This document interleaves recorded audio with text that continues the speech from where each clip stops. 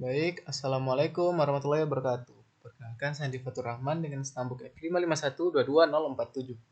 Nah, pada kesempatan kali ini saya akan mempresentasikan atau menjelaskan hasil kerja dari UTS Praktikum Web 2 yang telah saya lakukan atau saya buat. Nah, di sini pertama-tama saya ingin memberitahu bahwa data barang saya ini adalah data barang pada sebuah minimarket penjualan sembako, khususnya itu makanan. Jadi di sini hanya ada dua kategori, yaitu ada produk kemasan dan juga ada produk segar. Nah, di sini juga saya menggunakan stylingnya itu, saya menggunakan atau referensi saya itu dari praktikum yang telah saya jalankan kemarin, yaitu pada modul 4. Ya, bisa dibilang untuk desainnya sendiri saya mengikuti dari modul 4 sama persis. Nah, mungkin untuk fungsi-fungsi dan segala macamnya akan saya jelaskan. Nah, di sini jika kita ingin menambahkan data, kita akan menekan tombol ini, tambah data. Nah, di sini misal kita ingin menambahkan data. Di sini kita disuruh mengisi data ini, formulir ini dengan benar ya, tanpa adanya kesalahan agar berhasil. Kode barangnya misalnya ini 4. Nah, terus nama barangnya itu bembeng. Dia itu kita pilih kategorinya apa, apakah dia produk segar, apakah dia produk kemasan. Kita pilihnya produk kemasan, bembeng ya. Stoknya 260, expire-nya kita atur saja di sini aja. Harga barangnya kita pasang ke 2000 per pieces. Nah, kalau untuk stok ini 260, apakah dia dalam bentuk kilogram atau pieces, itu berdasarkan dengan keterangan yang kita tuliskan pada harga barangnya ya. Untuk tanggal masuknya itu kita atur saja hari ini. Nah, apakah dia tersedia? Tersedia karena masih ada stok 260. Jika kita ingin menambahkannya, kita akan menekan tombol tambah. Maka data baru akan terpampang pada tabel ini. Nah, dia stoknya ada 260, harga barangnya 2000 per pieces.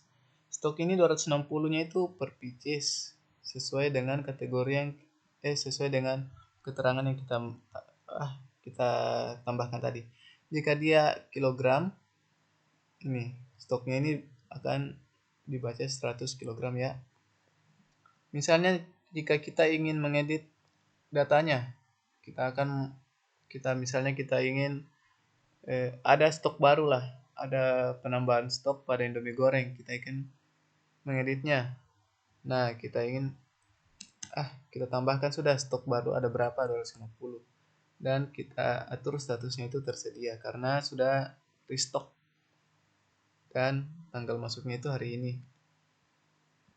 Oke, kita pencet tombol edit, maka yang tadinya di sini kosong dan di sini 0 sekarang sudah berubah menjadi 250 dan tersedia. Nah, bagaimana jika kita ingin melihatnya atau melihat detail dari barang ini? Kita pencet tombol detail. Di sini akan terpampang jelas ada kode barangnya, produk, kategori barangnya, dan segala macam. Untuk kembali, kita pencet tombol kembali. Nah, jika kita ingin menghapus data, di sini juga ada tombol delete. Contoh, kita ingin mendelete data ketiga. Data ketiga ini kita ingin delete. Maka, akan ada muncul alert, ada pemberitahuan atau notifikasi, yakin ingin menghapus data ini. Jika kita yakin, kita pencet OK. Maka data akan terhapus. Nah, untuk mengurutkan ini 1, 2, 3 supaya dia tidak terhambur dan kita akan bahas nanti ya. Oke, selanjutnya saya akan bahas tentang ini. Pencarian. Misalnya kita ingin mencari apel. Kita ingin mencari apel, kita pencet cari aja. Maka akan diberikan data apel, hanya data. Nah,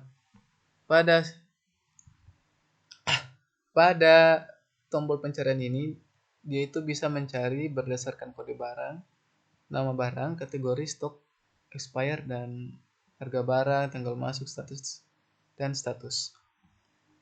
Jika kita ingin kembali lagi, kita pencet cari.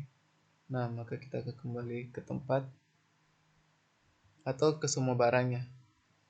Oke, langsung saja saya akan menjelaskan bagaimana cara membuat website ini.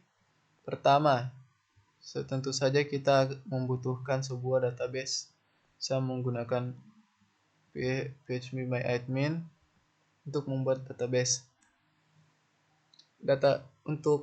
Database yang saya gunakan itu menggunakan database yang kemarin pada modul 4, itu database praktikum web.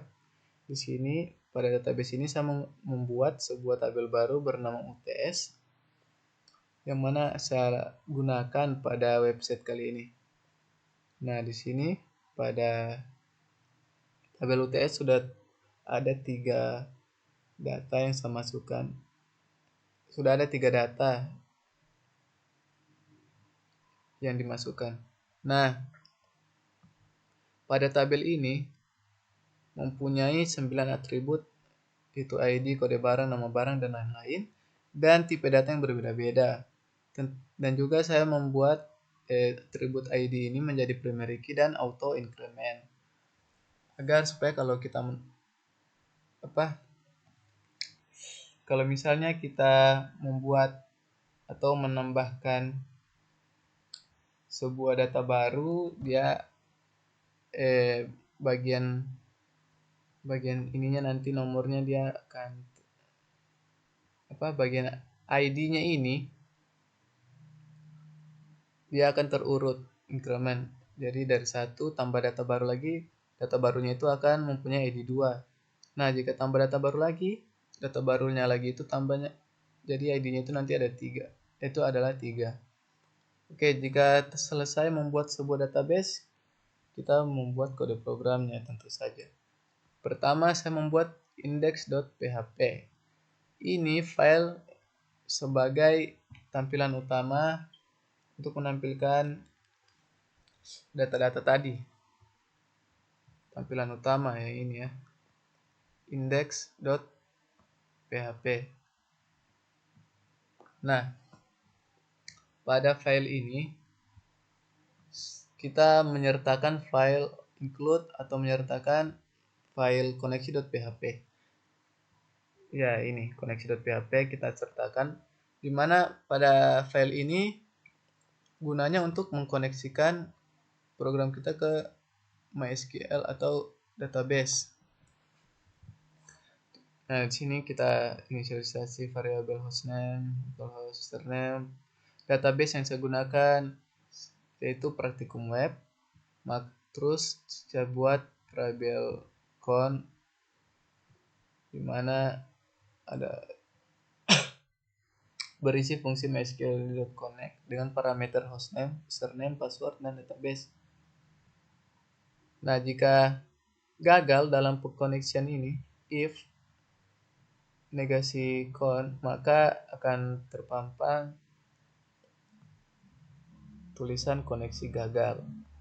Oke. Kembali lagi ke indeks. Nah, di sini ada sebuah kode untuk ini tadi, untuk mencari data, untuk pencarian data. Di sini pertama dia ada kode untuk mengecek apakah ada data yang dikirimkan melalui metode get. Nah, dia menggunakan fungsi isSet get keyword. Jika ada, artinya pengguna telah melakukan pencarian. Dan kata kunci pencarian nanti itu akan disimpan dalam variabel keyword. Ini. Nah, terus ada query atau sebuah perintah SQL yang digunakan untuk mencari data berdasarkan berbagai kategori ini atau berbagai kriteria. Nah, query ini akan mencocokkan data. Nah, query ini tadi ini apa? Akan mencocokkan kata kunci pencarian. Nah, kata kunci pencarian yang dicocokkan itu termasuk kode barang, nama barang, kategori barang, dan lain-lain. Dia ini menggunakan operator like untuk mencari data yang mengandung kata kunci keyword pencarian. Nah, jika misalnya dia tidak jika tidak ada kata kunci pencarian yang dikirimkan, maka semua data akan ditampilkan menggunakan fungsi ini.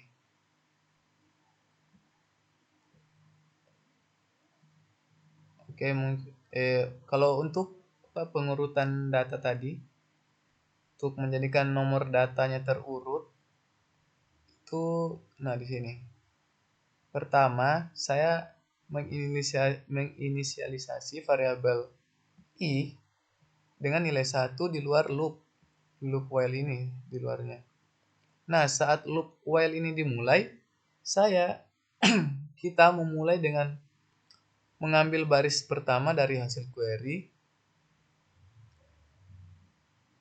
Mana tadi? Ini. Nah, setiap kali iterasi loop dimulai, kita mencetak nilai i ini ke dalam kolom no pada tabel yang ini.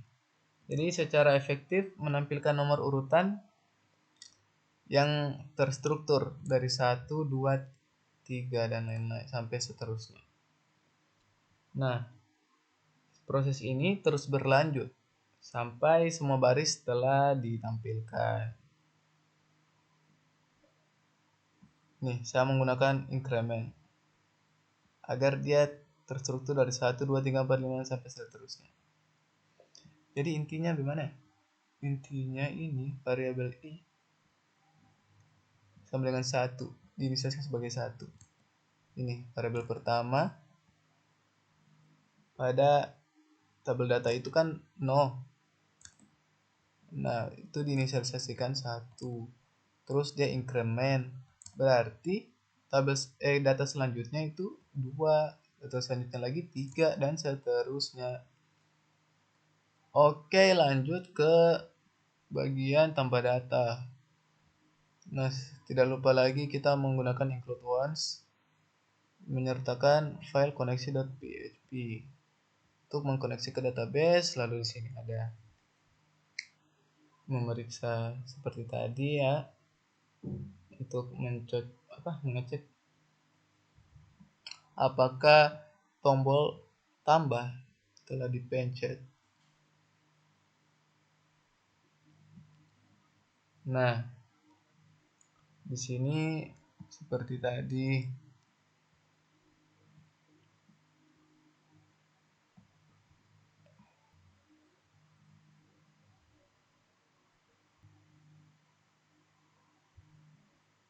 Oke, nah mungkin saya jelaskan lagi.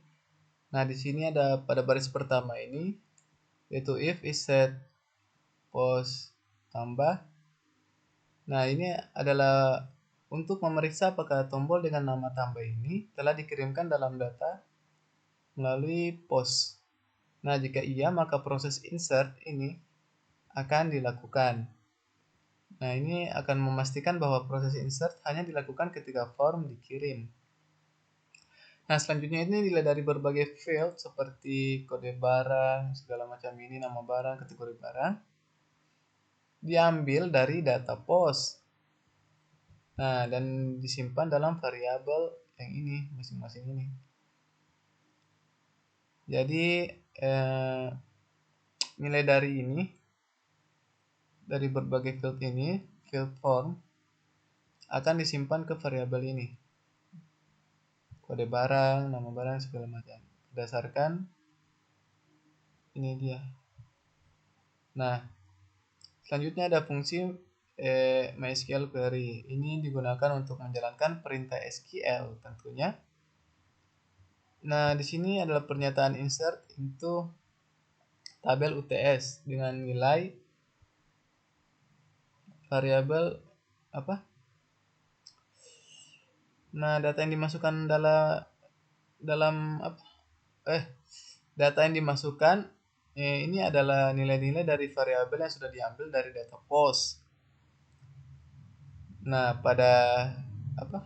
Perhatikan di sini ada satu kolom yang bernilai 0.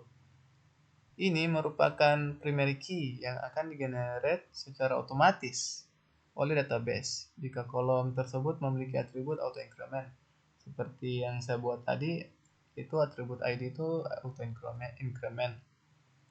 Jadi di sini kita taruh 0. Nah, jika semuanya proses telah selesai, kita akan disambungkan atau pindahkan ke indeks PHP kembali. Lalu di sini juga ada perintah hapus. Hapusnya seperti ini menggunakan query delete from tabel UTS where. Nah, tidak lupa pula di sini dia menggunakan where. Jadi dia yang mau dihapus itu berdasarkan ID yang kita pilih tadi. Nih, dari metode get. Lalu apa lagi ya? Ada edit. Di sini kalau edit dia menggunakan perintah ini. Dan tidak lupa pula juga dia mengambil ID dari get, parameter ID ini. Nah, seperti ini. Untuk query-nya itu sendiri dia menggunakan update. Dan kita akan men-set sesuai apa yang kita ingin ubah. Dia akan mengupdate yang kita ubah itu. Oke, itu kita mengubah nama barangnya, kode barangnya. Nah, jika selesai sudah pada edit ini, kita akan dialihkan kembali ke index.php. Mungkin hanya itu saja yang bisa saya sampaikan. Mohon maaf jika patah-patah banyak kurangnya. Kurang lebihnya saya mohon maaf ya. Assalamualaikum warahmatullahi wabarakatuh.